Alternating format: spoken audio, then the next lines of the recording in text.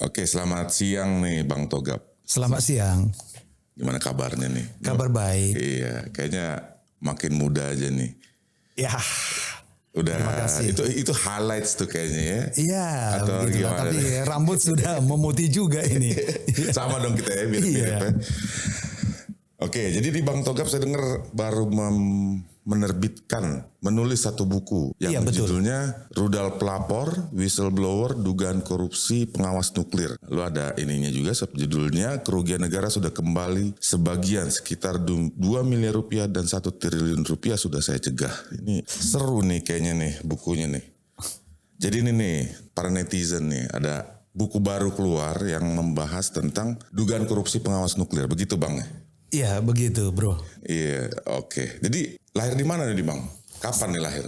Kalau boleh background dikit dong. Oh ya, saya lahir di desa namanya Narumonda, Kabupaten Toba, Sumatera Utara. Sekolah di mana tuh? Iya, tadinya sudah terlambat masuk yang namanya Skalu dulu ya. Jadi masuk dulu di salah satu akademi di bawah Depkes, Departemen Kesehatan. Dan itu sekolah yang langsung dapat kerja. Ya, jadi saya waktu itu sempat kuliah di sana memang.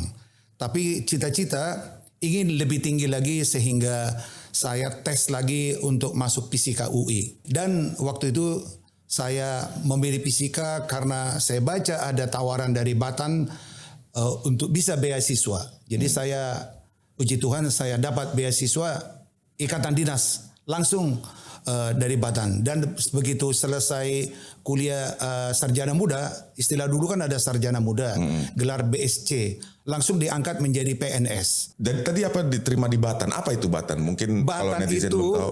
Badan Tenaga Atom Nasional. Karena memang saya bercita-cita itu tadinya ya sebagai fisika dan ada tawaran prodi, program studi di sana, proteksi radiasi. Ada juga instrumentasi nuklir, tapi saya tertarik untuk proteksi radiasi. Jadi dari tahun berapa tuh Bang Togap tuh di Batan? Iya, jadi sudah menjadi PNS itu tahun 1985. Oke, balik nih ke buku. Ini judulnya nih ya, Rudal Pelapor. Kenapa rudal milihnya? Kenapa nggak peluru gitu? Terima kasih ya. Memang saya berkomitmen membuat buku ini karena supaya tidak menjadi isu yang liar ya, supaya tidak menjadi suatu opini. Nah, kalau sudah jadi buku itu kan legacy, dipertanggungjawabkan. Bila memang isi buku ini tidak sesuai fakta, ya saya tentu siap menerima risikonya. Jadi rudal ini di masyarakat juga kita ketahui supaya barang dagangannya itu hebat, ada kita temukan ya yang disebut bakso rudal. Oh. Iya, ada itu. Kalau nggak percaya tinggal googling aja. Bumbu-bumbunya lah itu rudal itu ya. Iya, menggambarkan bahwa memang baksonya dia itu sedemikian dahsyat rasa enaknya. Iya, jadi saya pikir tepat banget ini. Ada kata rudal, ada kata nuklir juga. Jadi inilah buku ini suatu pesan dahsyat bahwa berharap dengan hadirnya buku ini oleh para pembaca publik dari masyarakat biasa, mahasiswa, bahkan pemerintah ya. Karena ini kejadian dugaan korupsi di instansi pemerintah hingga Bapak Presiden yang terhormat pun membaca buku ini dan saya sudah kirim kepada Bapak Presiden dan jajarannya. Jadi itulah pengertian rudal di situ bahwa memang ini adalah buku rudal tanda kutip itu tadi ya, sama dengan bakso rudal itu tadi.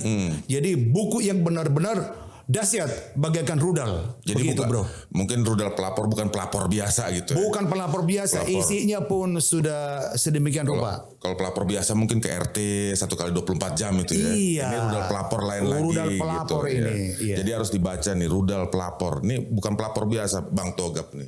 Oke, lalu ada dalam kurung whistleblower, rudal pelapor whistleblower. Ini abang dulu sebelum memutuskan judul ini whistleblower, apa pertimbangannya jadi whistleblower? Baiklah bro ya, ya memang ini kan istilah asing.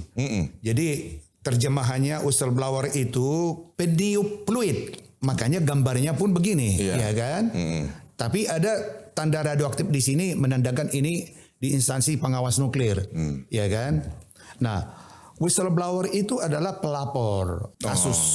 kasus pidana. Jadi pelapor pidana yang kasusnya luar biasa dan dia tidak terlibat di dalam kegiatan itu. Jadi benar-benar outsider dia ini. Oke. Jadi bukan dia terlibat di dalam pengadaan barang dan jasa, yang paling tepat itu sebetulnya. Jadi benar-benar dia outsider. Jadi pelapor, pengertian sederhananya, pelapor tindak pidana luar biasa. Gitu. Itu whistleblower yang Itulah whistleblower yang dilengkapi bukti otentik tentunya. Tidak boleh asal lapor begitu, harus ada alasan yang kuat. Kalau tidak ada risikonya, maka ada kriterianya.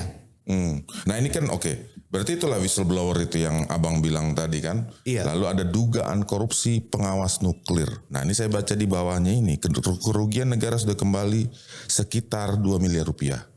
Lalu yang dicegah itu 1 triliun rupiah. Jadi kalau abang tuh yang mencegah tuh ya. Iya betul, tentu ada dukungan lah dari teman-teman, dari beberapa kelompok, bahkan ada wadah kami juga yang sudah formal terbentuk yang namanya GAKKN-AUI, Gerakan Anti KKN Alumni Universitas Indonesia, ada itu. Yang koordinator umumnya Mas Amruh Adiwijaya. Beliau ini mantan Ketua Senat Mahasiswa FHUI 8283 dan beberapa teman-teman kami. Kami berjumlah 45 orang. Oke. Dan dibentuk 2 tahun yang lalu. Ini ulang tahun tanggal 10 Juni kemarin. Wadah kami ini. Oke, berarti balik lagi ke dugaan korupsi. Yang dikorupsi itu berarti pengadaan barang dan jasa Betul. yang saya tangkap tadi ya. Iya, lazim lah itu di instansi pemerintah ya. Pengadaan barang dan jasa. Barang itu apa saja? Tentu barang yang terkait dengan nuklir. Alat deteksi radiasi yang digunakan di laboratorium radiasi. Nah, itu berbagai jenis alat lah. Tak usah saya jelaskan secara rinci, tapi tentu alat deteksi lah terkaitan dengan nuklir yang digunakan untuk pengawasan tenaga nuklir itu sendiri supaya menjadi efektif untuk para inspektur pengawas radiasi nuklir. Itu mengenai pengadaan barangnya. Sedangkan jasanya itu ada perencanaan pembangunan gedung C namanya, tapi tidak jadi. Oh, nggak jadi itu. Ya, nggak jadi. Itu bukan dalam buku ini maksudnya yang gedung itu ya. Itu gedung itu akan rencananya mau dibangun gedung C di belakang. Tapi itu hanya untuk perencanaan aja. Perencanaan aja. Iya, jadi anggarannya pun hanya sekitar 3M. Untuk perencanaan saja? Untuk perencanaan saja. Berapa besar gedungnya? Ya, sebetulnya nggak begitu besar. Kalau saya lihat makanya itu ya sekitar 6-7 lantai aja. Jadi hanya perencanaan gedung saja. Jadi biayanya itu. Jadi tidak ada bentuk fisik.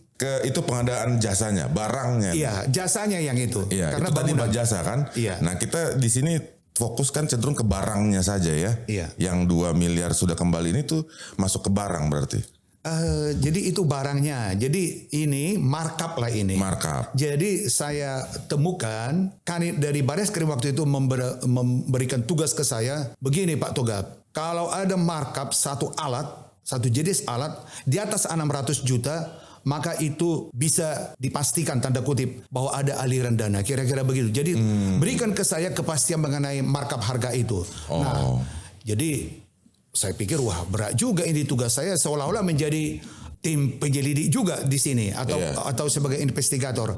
Syukurlah memang ditemukan hanya satu alat itu XRF ya, X-ray fluorescence itu buatan Belanda, merek Philips, itu markupnya 1,4 M. Tapi yang dikembalikan itu paket 3 itu padahal total anggarannya sekitar 17 M, 600 juta dan itu angka bulat. Beda dengan pengadaan barang paket 1, 2, 4 dan 5 yang angkanya itu masuk akal. Jadi nggak bulat, nggak angka bulat tok. Karena pengadaan barang paket 1 itu misalnya ya sekitar 2M itu angkanya itu hingga rupiahnya itu kelihatan gitu. Iya. Nggak seperti paket 3 ini 600 juta. Markup itu kan selisih harga. Ya. Setelah audit investigasi tentunya. Jadi kami sudah punya pembandingnya. Oke. Ya. Jadi ada 3 pembanding sehingga sangat yakin mengenai markup itu. Sebenarnya itu lebih dari 600. Lebih. Jadi lebih. 1,4 M, sekitar 1,4 M. Bahkan ICW, karena saya juga minta dukungan dari LSM ICW itu mendukung, bahkan perhitungan mereka itu sekitar 1,8 M.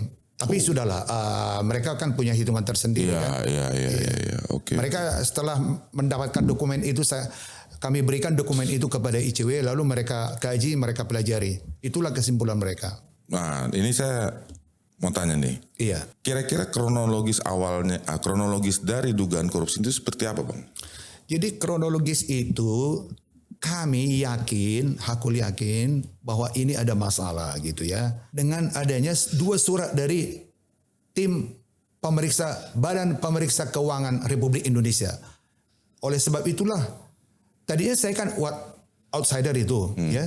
Nggak ngerti lah saya mengenai pengadaan barang. Jadi dari situ kronologisnya. Dengan adanya 2 dokumen dari BPK RI ini, maka yakin kami, ya kan? Tapi sesungguhnya saya pribadi tidak berkeinginan melaporkan kasus ini kepada aparat penegak hukum.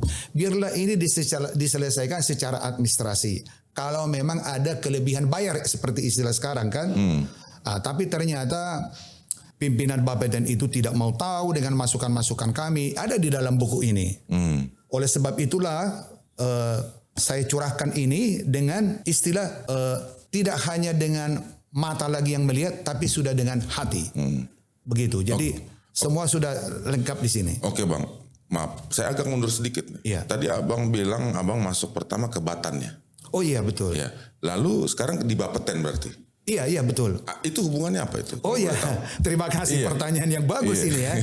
Banyak juga publik yang bertanya itu. Memang dulu di Batan itu ada satu biro pengawasan, BPTA, Biro Pengawasan Tenaga Atom. Iya. Nah kemudian oleh Undang-Undang Nomor 10 Tahun 1997 dibentuk tentang ketenaga nukliran sehingga dipisahkanlah Badan Pengawas Regulatory Body yaitu kami, Bapeten, dengan Badan Pelaksana Litbang. Ya kan, Batan itu. Nah dipisahkanlah. Jadi BPTA itu berdiri sendiri membentuk menjadi badan. Dasar hukumnya yaitu Undang-Undang Nomor 10 tadi tahun 97. Kemudian terbitlah Kepres setahun kemudian tahun 98 itu ya. Lalu berdirilah Bapeten ini. Oleh sebab itulah Batan itu menjadi bagian daripada BRIN. Tapi kalau Bapeten karena bukan badan litbang, dia masih eksis sampai saat ini. Tapi infonya kita dapat bisa tahu dari media juga.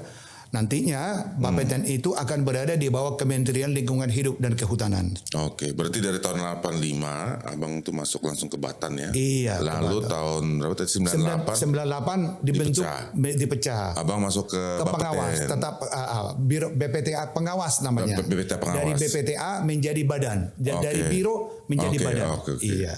Berarti udah cukup lama, udah berapa tahun? Sudah lebih 30 tahun. Bahkan saya dengan segala hormat ini sudah mendapatkan piagam penghargaan dari Bapak Presiden dengan masa kerja lebih 30 tahun. Itu berarti sudah banyak tuh di dalam kenangan itu ya? Sudah sangat banyak. Makanya Abang pas ngelihat laporan BPK itu udah langsung apa tuh? Tergugah gitu, ini ada apa begitu ya? Betul. Dan juga ada teman dari internal yang saya sebut itu ring 1, ring 2 yang menyampaikan ke saya pribadi.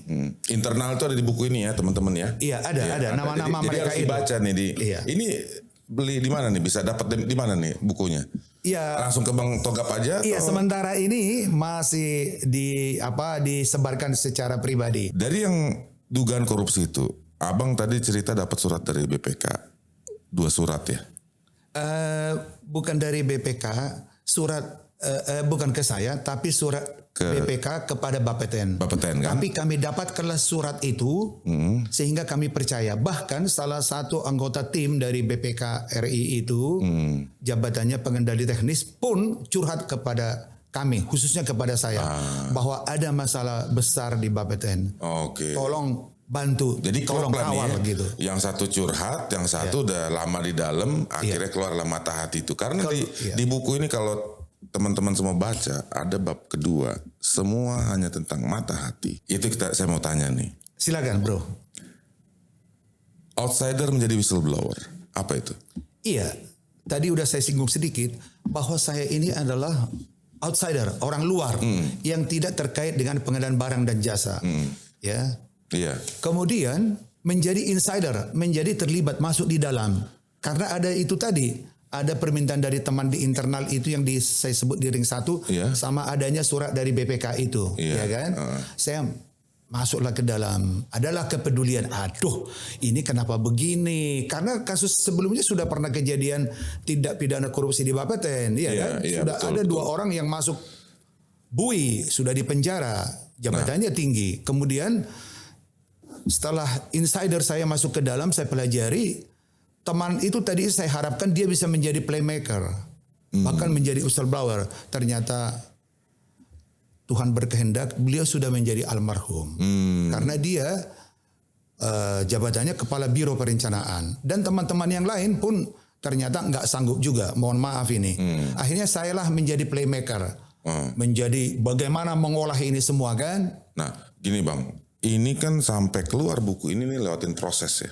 Oh iya betul. Jadi tanya juga nih, udah berapa proses nih? Karena mata hatinya banyak sekali ya Bang nih ke badan instansi yang ada di negara kita tercinta ini. Prosesnya apa aja tuh Bang? Coba ceritain. Iya, pertama tentu yang pertama itu saya tidak hanya menulis ini tidak lagi hanya dengan mata, pikiran, tapi juga dengan hati saya yang sangat terbuka ya. Ya, betul-betullah saya curahkan di sini. Setelah saya mendapatkan masukan-masukan dari internal, juga eksternal, juga orang-orang yang saya anggap bisa memberikan saya pencerahan ya. Jadi saya curahkanlah menjadi mata hati. Pertama itu tentu adalah mata hati saya mengenai tempat saya bekerja yang sangat saya cintai, Badan Pengawas Tenaga Nuklir. Kemudian dari BPK, karena memang BPK lah yang memberi atensi itu kaitan tugas mereka. Jadi mata hati ke BPK. Kemudian karena tidak bisa selesai ini menjadi temuan administratif, lalu kami bertiga ini, ada juga teman saya 2 orang, saya sebut nama lah ya, ada Mas Sudarto, ada Uda Besar Winarto, ke KPK melapor. Nah kemudian gagal di sana, lalu baju ke Bareskrim. Ke Bareskrim itu karena juga ada di sana yang mendukung ya, pangkat beliau ketika itu Brigjen, Brigjen Wilmar Marpau, jabatan kepala Kabinops waktu itu. Beliau pesankan silakan bawa ke sini abang Anda, tapi dengan syarat ajak temanmu dan yakin bahwa memang ada mengenai markup itu tadi. Nah itulah makanya kami ke mengadu ke Bareskrim. Jadi mata hati di Bareskrim hingga mata hati saya kepada bagaimana kepada Bapak Presiden. Jadi sampai 15 stakeholders yang terkait di situ, dari mulai Bapeten hingga Bapak Presiden. Saya sebutkan semua di situ. Saya jelaskan mata hati. Ya, termasuk tadi ada LPSK ya, karena saya whistleblower yang diberi perlindungan 3 kali oleh LPSK. Lembaga Perlindungan Saksi dan Korban, juga dukungan daripada ICW, juga dukungan dari Ombudsman, lembaga Ombudsman. Hingga instansi yang terkait mengenai kepegawaian, ada BKN, Kemenpan RB, Komisi Aparatur Sipil Negara, hingga instansi yang paling tinggi, yaitu Kementerian Sekretaris Negara. Oke, berarti yang dikorupsi tadi itu balik lagi kita barang ya. Nilainya berapa tuh Bang? Jadi total itu pengadaan barang dan jasa itu ya sekitar 30 M pengadaan barang dan jasa totalnya. Tapi dugaan markup kami itu yang jelas ini kan sudah dikembalikan sekitar 2 M nih. Minimal perhitungan kami itu termasuk jasa itu ya sekitar 3 M. Bahkan ada beberapa unit barang yang tidak bermanfaat, tidak ada guna. Bahkan salah itu dimiliki oleh Bapeten. Jenis barang nama alat itu explosive detector, alat deteksi untuk suatu bila mana terjadi ledakan konvensional, bukan ledakan nuklir, ya. Itu barang miliknya Gegana Polri, tim Gegana Polri. Ada 2 unit, harganya itu sekitar 900 juta. Itu udah sia-sia itu barang. Sampai sekarang nggak tahu bagaimana itu barang itu. Pengennya saya itu barang itu diambil oleh instansi yang bermanfaat, yaitu Gegana Polri. Daripada barang itu busuk ya, tanda kutip ya. Nah ini dari 30 miliar ini, menurut abang nih nilai sebenarnya yang paling bermanfaat itu sebenarnya berapa itu? Ya termasuk tadi perencanaan manajemen kursi dan perencanaan gedung itu kan sia-sia itu karena nggak jadi. Kalau istilahnya tim pemeriksa bahkan itu total loss gitu ya. Iya. Nah kalau barang ini sendiri sekitar 25 eman itu tadi itu ada beberapa unit yang tidak bermanfaat lah. Salah satunya itu ada RPM, Readiness Portal Monitor yang dipasang di gerbang Bapeten itu. Itu harga sekitar 1,4 M. Gak ada manfaatnya itu bro. Kalau boleh saya lanjutkan sedikit ya. Iya. Itu kan alat untuk mendeteksi keamanan. Iya. Bahkan itu sangat digembar-gemborkan dulu, termasuk pengamanan presiden, ya kan? Ini sekarang Bapak Presiden ada di mana bro? Ada di berkunjung ke Rusia dan Ukraina kan? Iya. Saya cermati berita, nggak ada itu dipasang RPM, Readiness Portal Monitor, manakala Bapak Presiden dan rombongannya itu melewati suatu daerah gitu. Emang bisa dipindah-pindah? Ada yang bisa dipindah. Yang mobile. Ada yang mobile. Ada bahkan yang pedestrian. Jadi ada buat untuk yang jalan kaki, ada bisa juga untuk mobil. Ada yang stationary terpasang tetap. Jadi 3 jenis itu milik Bapeten. Itu bahkan diserahkan kepada lingkungan istana presiden untuk pengamanan. Untuk apa?